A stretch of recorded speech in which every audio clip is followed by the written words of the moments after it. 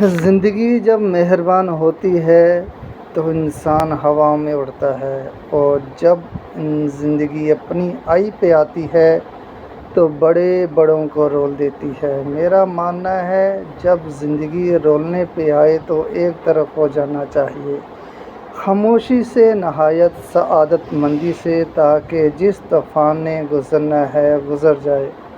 کیونکہ عقل مندی اسی میں ہے کہ طوفان کا مقابلہ کرنے کی بجائے ان کو گزرنے کا راستہ دے دینا چاہیے،